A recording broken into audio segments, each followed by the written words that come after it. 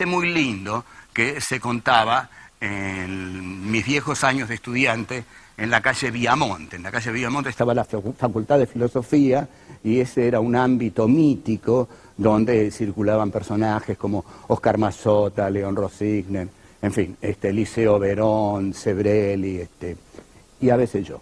Bueno,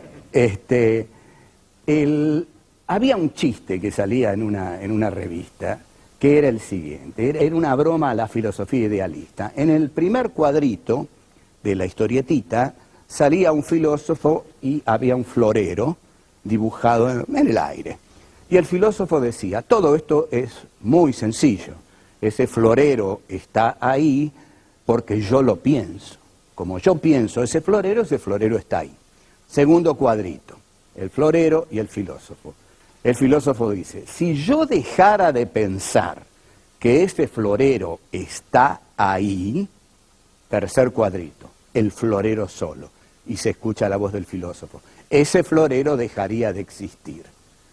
Cuando en realidad el chiste era que el que dejó de existir fue el filósofo.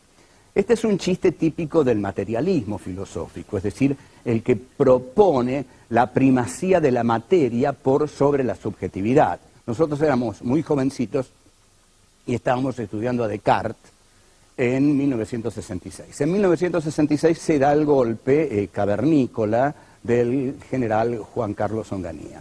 A Onganía le habían dicho que en las facultades residía el monstruo marxista. Entonces Onganía decidió extirparlo. Para extirparlo, bueno, hizo lo de siempre, mandó los camiones de asalto, la policía, con los palos. Había salido un chiste de Quino por esa época que llamaba al palo de policía el palo de abollar ideologías. Entonces, la policía entra en las facultades, era la primera vez que se violaba la autonomía universitaria. Entonces la policía de Onganía entra en las universidades y en ciencias económicas, ciencias sociales, pega muy duramente, hay profesores que salen ensangrentados. Pero nosotros estábamos en filosofía y la cosa fue más calma, pero lo divertido fue que estábamos planteándonos cómo demostrar la veracidad de la realidad exterior. Estábamos estudiando a Descartes y nos preguntábamos, ¿cómo demostrar que la realidad externa realmente existe? En ese momento entró la policía a la facultad, hicieron una doble hilera y nos hicieron pasar por el medio y nos dieron palos de arriba abajo y ahí nos dimos cuenta que existía la realidad externa. La realidad externa existía, nos molía palos y era fascista.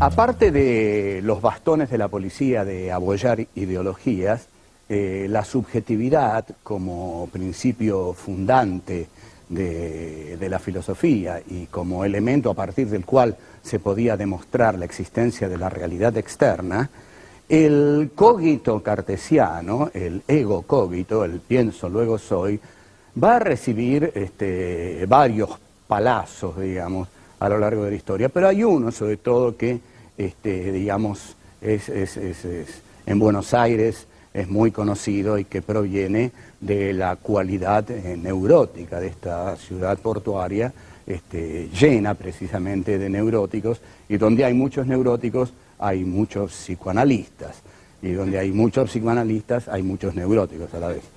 Ahora comienza a haber muchos psicofármacos, quizás todo esto reduzca a los neuróticos a los psicoanalistas y aumente, bueno, no importa.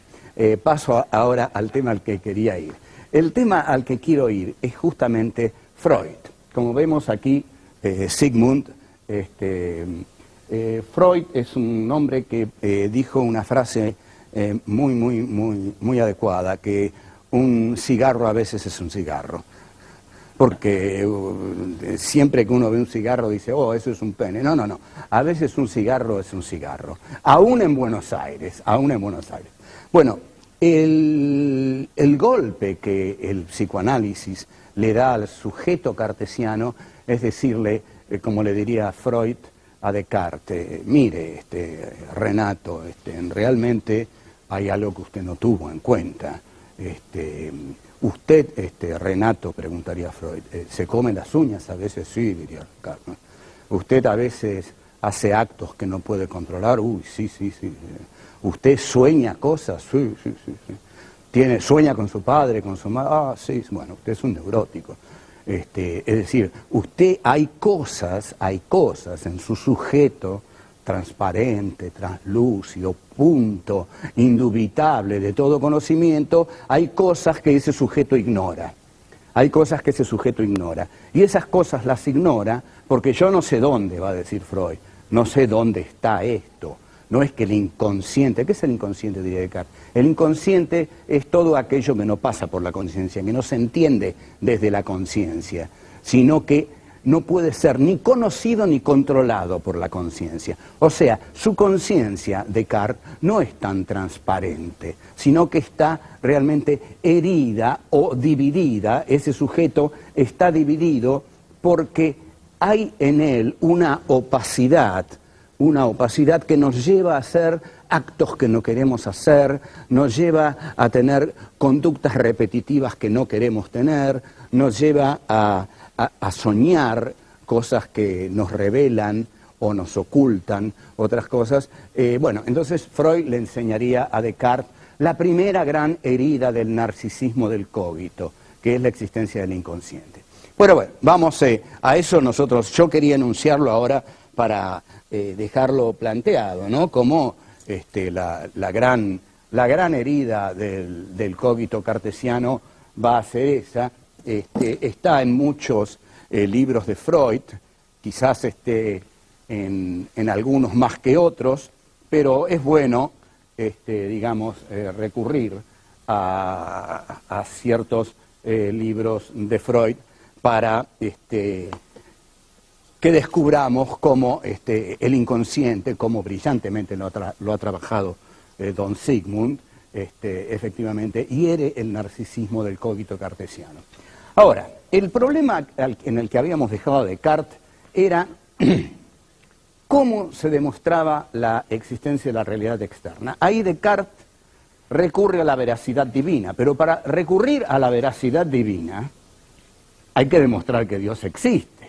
Pero ¿cómo sé que Dios existe? Bueno, esto es todo un problema. Esto es lo que se llama la prueba ontológica. La prueba ontológica es la prueba acerca del ser de Dios, es decir, que Dios tiene un ser y que ese ser expresa su existencia, que Dios existe. Hay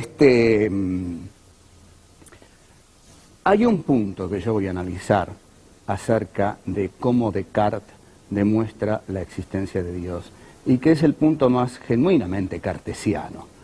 Porque Descartes va a decir, dado que la imagen de Dios está en mí, y dado que en mí la imagen de Dios es la imagen de un ser perfecto, existe en mí la idea de la perfección.